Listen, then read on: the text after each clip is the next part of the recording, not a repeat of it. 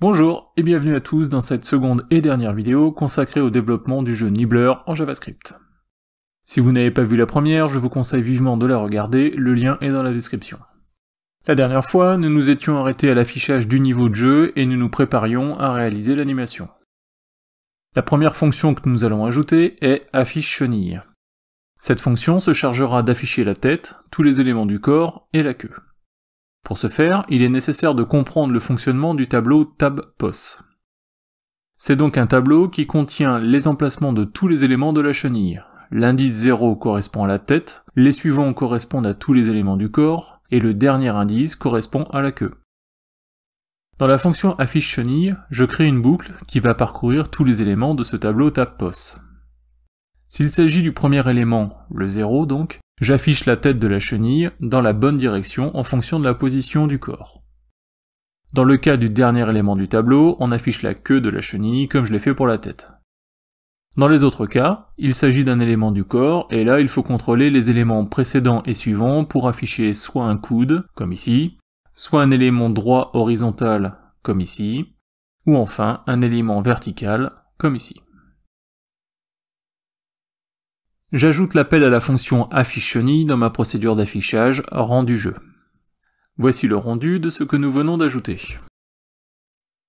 Je passe maintenant à l'affichage du score et des vies restantes. Je crée tout d'abord une chaîne de caractères contenant le score avec des zéros au début, que j'affiche ensuite en copiant les chiffres depuis le fichier des sprites. Pour les vies, j'affiche des petites chenilles composées d'une tête, d'un corps coudé et d'une queue. Voici le rendu final. Dans la première vidéo, au chargement du niveau, je positionnais la variable booléenne afficheLevel à true. Celle-ci me sert à afficher le numéro du niveau en cours et à attendre qu'une touche soit frappée. Au niveau du code, si afficheLevel est vrai, alors j'affiche le numéro du niveau sur 2 caractères, c'est la même technique que pour le score. Puis un message level en blanc. Lorsqu'une des flèches du clavier a été enfoncée, afficheLevel passe à false, et au prochain rafraîchissement de ma page, je passerai dans cette partie du code. Cette dernière partie de code, la voici. Tout d'abord, je teste si une touche du clavier a été enfoncée et si la chenille peut aller dans cette direction, donc s'il n'y a pas de mur. Je répète cette opération pour les 4 touches fléchées. Ensuite, selon la direction de la tête et si le chemin n'est pas libre, on force la chenille à tourner. Je fais ceci pour les 4 directions.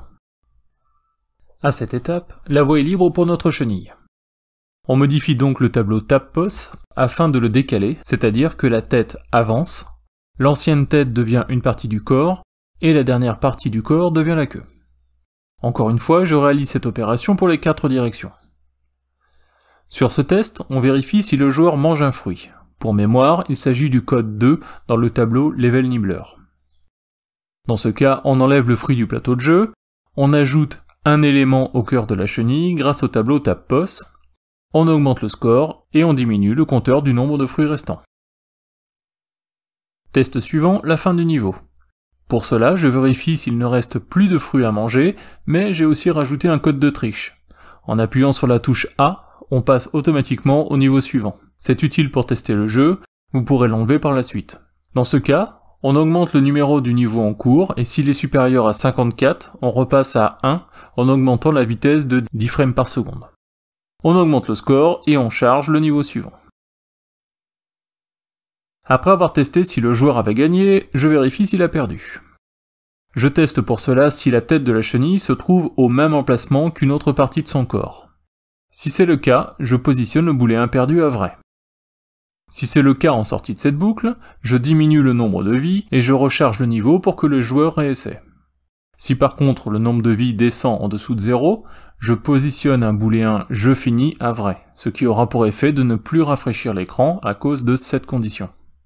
J'affiche aussi le score final et un message invitant le joueur à appuyer sur F5 pour recommencer une nouvelle partie. Et voilà, notre jeu est maintenant finalisé et complet. Ce qui est surtout important à comprendre au travers de cet exemple, c'est le mécanisme de boucle rendu jeu avec l'appel de la fonction requestAnimationFrame à l'intérieur d'un canvas.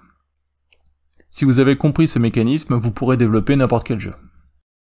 J'espère que ces 2 vidéos consacrées au développement d'un jeu en JavaScript vous auront plu. Si c'est le cas, n'oubliez pas comme d'habitude le pouce vers le haut et le lien pour s'abonner si ce n'est déjà fait. Laissez-moi aussi un petit message dans les commentaires pour me dire si vous voulez que je développe d'autres jeux de cette manière.